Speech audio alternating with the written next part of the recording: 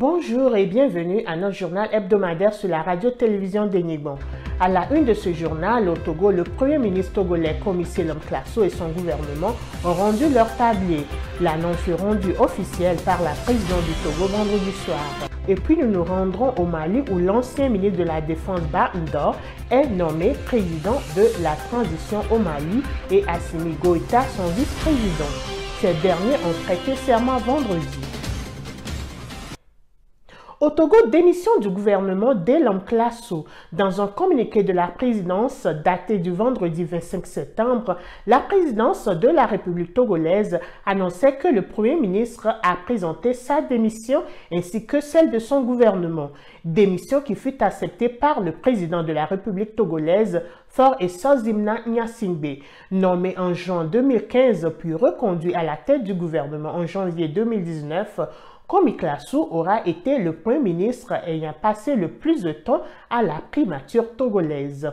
Son successeur devra relever entre autres l'économie des suites de la crise sanitaire qui entrave la réalisation du plan national de développement PND.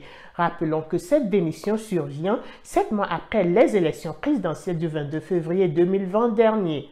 Pour le moment, aucune nomination d'un nouveau Premier ministre n'a été annoncée. Néanmoins, il y a beaucoup de spéculations sur la toile quant à qui pourrait rester et qui sont les nouveaux ministrables. Nous y reviendrons. Toujours au Togo, un dernier hommage fut rendu au secrétaire général de la présidence de la République, daté Patrick Tévi Bénisson, décédé le 1er septembre dernier. À travers des témoignages, enfants, parents, collègues et amis ont salué la mémoire de celui qui aura assumé avec professionnalisme et loyauté sa mission de secrétaire général pendant toutes ces années, selon Mme Victoire Tomega Dogbe, directrice du cabinet du président de la République.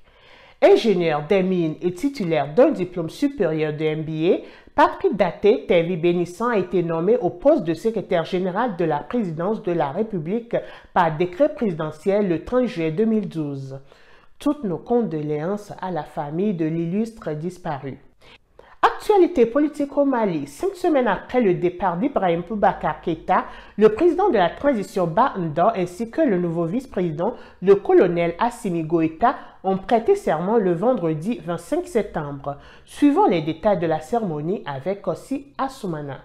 Un peu plus d'un mois après le coup d'État, le colonel-major à la retraite, président de la transition du Mali, Ba Ndor, et le vice-président, le colonel Assimi Goïta, chef de la junte ayant renversé l'ex-chef d'État, Ibrahim Boubacar Keïta, le 18 août dernier, ont prêté serment ce vendredi 25 septembre 2020 au Centre international de conférence de Bamako. Je jure devant Dieu et le peuple malien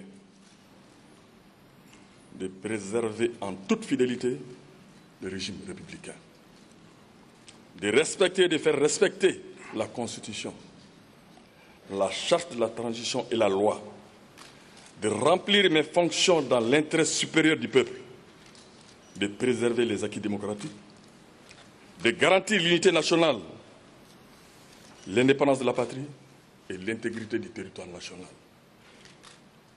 Je m'engage solennellement et sur l'honneur à mettre tout en œuvre pour la réalisation de l'unité africaine. Je le jure. Je m'engage solennellement et sur l'honneur à mettre tout en œuvre pour la réalisation de l'unité africaine. Je jure.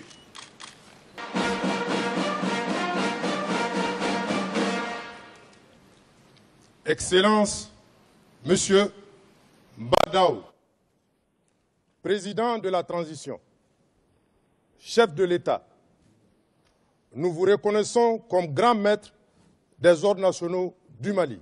C'est ce lundi 21 septembre 2020, à la veille du 100e anniversaire de l'indépendance du Mali, que le colonel Assimi Goïta, président du Comité national pour le salut du peuple CNSP, a lu le communiqué désignant Ba Ndor, président de la transition du pays, et le colonel Assimi Goïta lui-même désormais le vice-président de la transition. À l'issue de ces assises de ce lundi 21 septembre 2020, le collège a désigné des personnalités ci-après en qualité de président et vice-président de la transition pour assurer la mise en œuvre de la feuille de route de la transition. Président de la transition au Mali, M. Bandao. Vice-président de la transition, colonel Assimi Goïta. Bandao, l'homme de 10 ans militaire à la retraite depuis 2012 au grade de colonel-major et l'homme d'État malien devint ministre de la Défense au sein du gouvernement de Moussa Mara sous la présidence d'Ibrahim Boubacar Keïta de mai 2014 jusqu'en janvier 2015 après sa carrière dans l'armée de l'air suite à sa formation en Union soviétique comme pilote d'hélicoptère et fut également breveté de l'école de guerre française. Il est à noter que la cérémonie a été marquée par la présence du médiateur de la CEDEAO Goodluck Jonathan et de plusieurs diplomates européens. Cette transition doit durer 18 mois et aboutira à de nouvelles élections. Rappelons que la nomination d'un président civil était une condition pour la levée des sanctions que la CEDEAO avait imposées après le coup d'État. Le 24 août dernier décédait Pascal Lissouba, qui en 1992 a été élu démocratiquement à la présidence du Congo-Brazzaville. 5 ans plus tard, au terme d'une sanglante bataille dans Brazzaville, il a été chassé du pouvoir par le général Sassou Nguesso. Décédé à 88 ans en France où il vivait en exil, Pascal Lissouba fut le premier président du Congo élu lors d'un scrutin pluraliste. Hommage à Pascal Lissouba, c'est avec Elan Freddy Sosa. Premier président démocratiquement élu du Congo-Brazzaville, l'agronome généticien Pascal Lissouba est décédé le 24 août dernier à Perpignan en France à l'âge de 88 ans des suites de la maladie d'Alzheimer, maladie dont il souffrait depuis plusieurs années déjà. Il y vivait en exil et y a été inhumé le lundi 31 août dernier dans l'intimité familiale avant un possible rapatriement de sa dépouille dans son Congo natal lorsque les conditions le permettront pour les honneurs dus à une personnalité de son acabit, a indiqué sa famille. Il avait gouverné le Congo-Brazzaville de 1992 à 1997. Renversé à la suite d'une guerre civile par Denis Sassou Nguesso avec sa milice, les Forces Cobra, en octobre 1997, et poussé à l'exil d'abord en Angleterre puis en France où il rendit l'âme, Pascal Lissouba n'est plus jamais retourné à son Congo natal jusqu'à sa mort.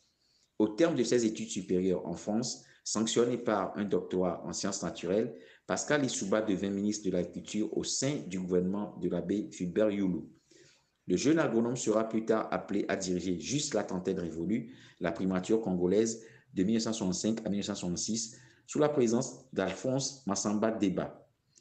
Après un séjour en France dans les années 1970, lié aux événements sanctionnés par la mort et la fin du régime du commandant Marien Ngouabi, il y enseigne notamment à Créteil avant de retourner au Bercail à la faveur du processus démocratique.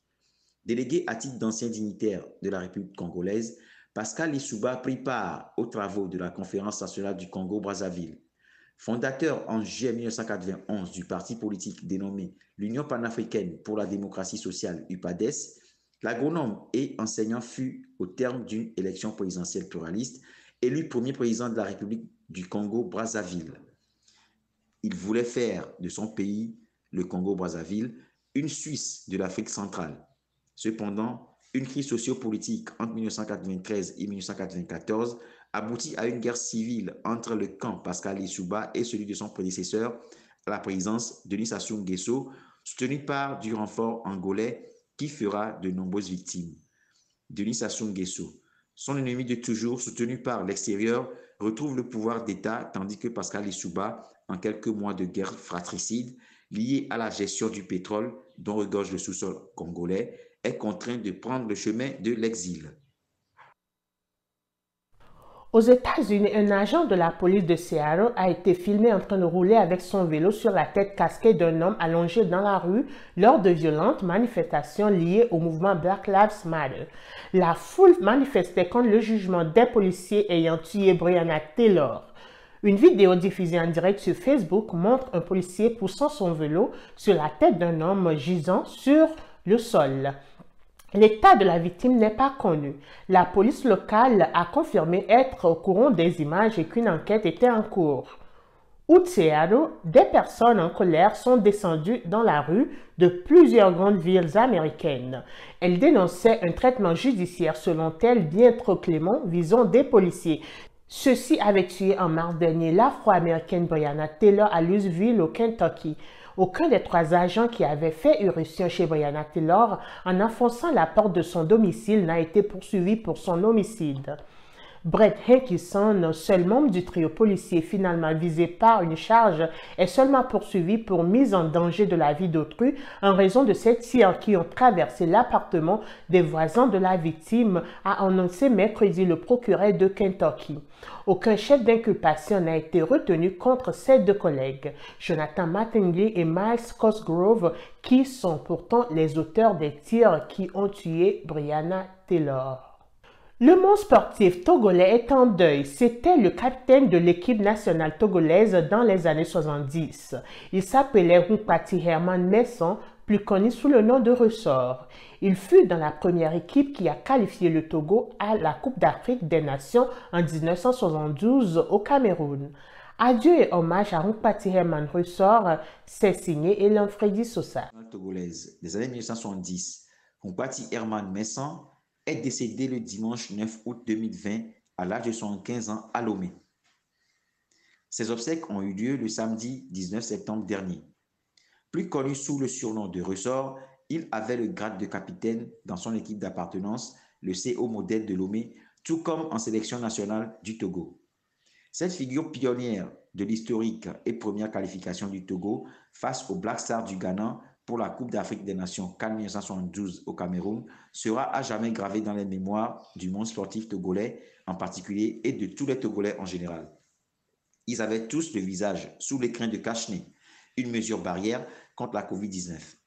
D'anciens responsables sportifs et des joueurs à la retraite, toutes générations confondues, étaient présents le vendredi 18 septembre 2020 à la paroisse Saint-Antoine de Padoue de Hankopé pour la veille de prière dirigée par le révérend père Denis Baudard et dédiée à la mémoire du désormais ancienne star du football togolais.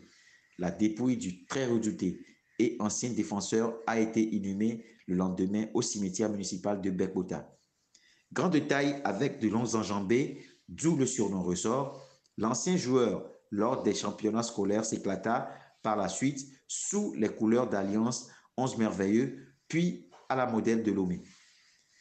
Après avoir porté les couleurs du Dema Club Lomé 1 lors de la réforme sportive et l'organisation spatiale du football au Togo, puis celle de l'entente 2 avant un exil sportif au FC 105 de Libreville au Gabon, le décès de ce sportif très respecté un peu partout en Afrique avait suscité de nombreuses réactions et hommages dans les médias et sur les réseaux sociaux. Un pur produit naturel, Ressort aurait pu évoluer à un plus haut niveau. Classé l'un des meilleurs défenseurs africains des années 70 avec l'Algérien Adéfi Miloud, l'ancien capitaine de la sélection togolaise avait côtoyé de nombreuses célébrités du football africain à l'image des Maliens Salif Keïta et Fantamadi Keïta, des Ghanéens Olivier Akwa, Ibrahim Sondé, Robert Mensah, des Guinéens Chérif Souleymane, Bernard Silla, Maxime Camara, etc. Malheureusement, ce que retient l'attention de l'opinion nationale aujourd'hui est triste. Après avoir accroché, les joueurs, surtout les anciens internationaux, sont oubliés. Ils sont laissés à eux-mêmes. Aucun respect pour eux lors des matchs de championnat ou rencontres internationales. Refoulés comme des malpropres à l'entrée des stades. Les autorités sportives semblent versées dans l'oubli. Aucun honneur à eux réservé lorsqu'ils passent de vie à trépas. Les cas de Geraldo Yaovi Ambroise, Deke Oiseau, Da Silveira Émile Adjevi et autres. Page culturelle de ce journal, notre invité du jour est Junior Sémé, artiste, chanteur togolais, auteur, compositeur. Vivez cet instant mélodieux que nous offre l'artiste.